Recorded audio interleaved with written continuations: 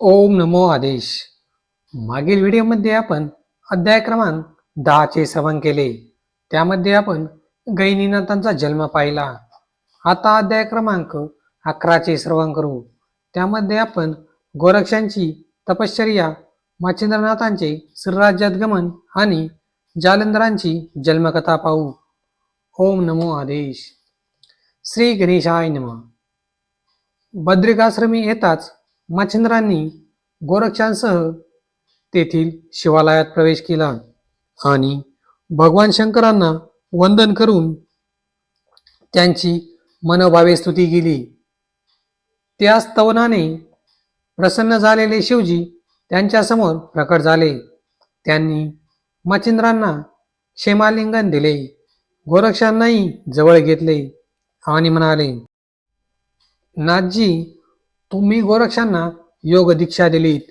यांच्याकडून सर्व विद्यांचा अभ्यासही करून घेतलात, पण तपश्चर्येशिवाय त्या विद्यांना विशेष धार येणार नाही. म्हणून यांनी तप केलेच पाहिजे. तुम्ही यांना येथेच तपश्चर्येस बसवा, म्हणजे यांच्या सर्व कलागुणांचे सार्थक होईल. यांची चिंता करू नका. यांना तीव्र तपाची पीडा होऊ नये म्हणून मी स्वतः जातीने लक्ष ठेवीन. ते ऐकून मच्छिंद्रांना मोठे समाधान वाटले. त्यांनी गोरक्षांना प्रभूच्या स्वाधीन केले आणि एका शुभ मुहूर्तावर त्यांना तपश्चर्येस बसून पुढील तीर्थयात्रेस निघाले. त्यानंतर आपण मच्छिंद्रनाथांचे श्रीराज्यात गमन पाहू. त्यानंतरच्या काळात गया, प्रयाग, काशी अशा अनेक तीर्थांना भेटी देत मच्छिंद्र सेतुबंध रामेश्वरास गेले. तेथे मारुतींची भेट घेऊन त्यांना आदराने वंदन केले. त्यांना पाहून मारुतींनाही अत्यानंद झाला.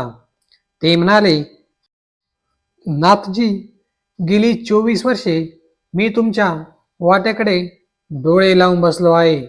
तुम्ही मला पूर्वी मी श्रीराज्यात जाईन असे वचन दिले होते, ते आता पूर्ण करा. ते ऐकून नाथांनी तत्काळ होकार दिला. त्यामुळे त्यांच्या मनातील रुकरुक संपली. रामेश्वरास 3 दिवस मुक्काम केल्यावर मारुती व मच्छिंद्र प्रवासास निघाले. गौडबंगाल प्रांतावरून ते थेट श्रीराज्यातच गेले. श्रीराज्याची राणी मैनाकिनी सुंदर, पुण्यशील, वैभव संपन्न, कलाप्रवीण व कार्यकुशल होती. तिच्या राज्यातील सर्व कामे स्त्रियाच करत असत. मारुती आणि मच्छिंद्रांनी तिच्या राजवाड्यात प्रवेश केला. तेव्हा आनंदलेली ती राणी त्यांना स्वतः सामोरे गेली. त्यांची पूजा करून त्यांचे उत्तम आदरातिथ्य केले आणि मारुतींना वंदन करून म्हणाली, हे कपिश्रेष्ठा, आपल्या समवेत हे कोण अतिथी आले आहेत? ते म्हणाले, हे राणी, मी तुला पूर्वी मच्छिंद्रनाथ नावाचे योगी येथे येतील आणि ते तुझी पुरुष सहवासाची इच्छा पूर्ण करतील असे वचन दिले होते, तेच हे. ते ऐकून तिला अत्यानंद झाला. त्यानंतर 3 दिवस तेथे राहून मारुती रामेश्वरास गेले. मच्छिंद्रनाथ तिथेच राहिले आणि मैनाकिनीच्या सहवासात सर्व प्रकारचे राजैश्वर्य भोगत कालक्रमणा करू लागले. त्यांच्या सहवासामुळे ती गरोदर राहिली. यथावकाश तिने एक सुंदर पुत्राला जन्म दिला. त्याचे नाव मिन्ना ठेवण्यात आले. त्यांच्या रूपाने उपरिचर वसूच अंशावतार घेऊन आले होते. त्यानंतर आपण पाहू जालंधरांची जन्मकथा. मच्छिंद्रनाथांना श्रीराज्यात जाऊन 3 वर्षे झाली होती. त्याचवेळी इकडे हस्तिनापुरात काय घडत होते ते पाहू. तेथे जन्मेजयाचा 7वा वंशज बृहद्रवा नावाचा राजा राज्य करत होता. एकदा त्याच्या मनात सुमयाग करण्याचा विचार आला. त्याप्रमाणे त्याने ब्राह्मणांना आमंत्रणे धाडून सोमयागास आरंभ केला. त्या यज्ञात अग्नीला वर्षभर आहुत्या देण्यात आल्या. एका वर्षाने पूर्णाहुती होऊन यज्ञकार्य संपन्न झाले. पूर्वी शंकरांनी आपला तृतीय नेत्र उघडून मदनाचे दहन केले होते. तोच मदन अग्नीच्या उदरात वाढत होता. नवनारायणांपैकी अंतरिक्षांनी त्यात संचार केला होता. बृहद्रव्याच्या यज्ञप्रसंगी हाच तेजस्वी गर्भ अग्नीने कुंडात टाकून दिला.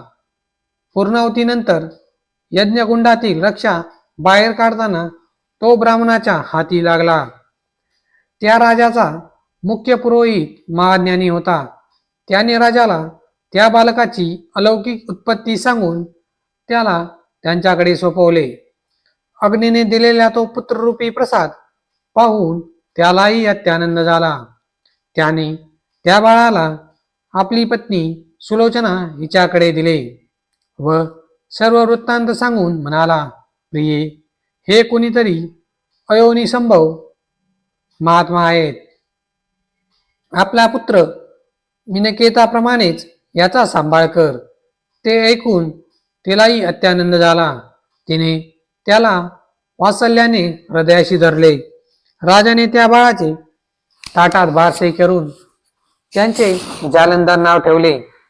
पुढे एका शुभ मुहूर्तावर राजाने त्यांचे उपनयनही केले. कालांतराने राजाच्या मनात जालंधरांच्या विवाहाचे विचार येऊ लागले. त्याने आपल्या पुरोहिताला वधू शोधार्थ पाठवले. ही गोष्ट जालंधरांना कळताच ते सुलोचनेला म्हणाले, आई, बायको म्हणजे काय? ती कशी असते? ती म्हणाली, कशी म्हणजे माझ्यासारखी. मी आहे ना तशी. मग त्यांनी हीच गोष्ट आपल्या समवयस्क पण थोड्या मोठ्या सवंगड्यांना सांगितली. तेव्हा त्यांनी त्यांना प्रपंचातले सुख कसे असते, स्त्री पुरुष कसे समागम करतात ते हावभावासहित दाखवले आणि या अज्ञानाबद्दल त्यांची चेष्टाही केली. ते ऐकून त्यांना मोठा धक्काच बसला. त्यांच्या मनात नाना प्रकारच्या विचारांचे काऊर माजले. आईसारखी आपली बायको आणि ही मुले सांगतात तसे करायचे म्हणजे किती केळसवाना प्रकार. त्यामुळे काय करावे हेच त्यांना सुचेना. मनातून प्रपंचाचा विचार टाकून ते घोर अरण्यात निघून गेले. राजाने त्यांचा शोध घेण्याचा खूप प्रयत्न केला, पण त्यांचा थांगपत्ता लागला नाही. एके दिवशी दऱ्याखोऱ्यातून हिंडून थकलेले जालंधर झोपलेले असताना अचानक वणवा भेटला.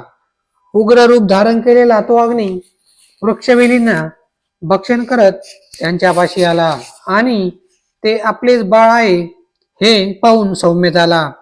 यांना आपण राजवाड्यात सोडलेले असताना हे येते कसे या विचाराने तो चिंतामग्न झाला. त्याने त्यांना उठवले आणि त्यांची प्रेमाने चौकशी केली. तेव्हा त्यांनीच त्याला तुम्ही कोण म्हणून विचारले. तेव्हा तो म्हणाला, तुमची आई व बाप दोन्ही मीच आहे. ते ऐकून त्यांना मोठे नवल वाटले. त्यांचा संभ्रम दूर करण्यासाठी अग्नीने त्यांच्या जन्माची सर्व कथा सांगितली. ओम नमो आदेश.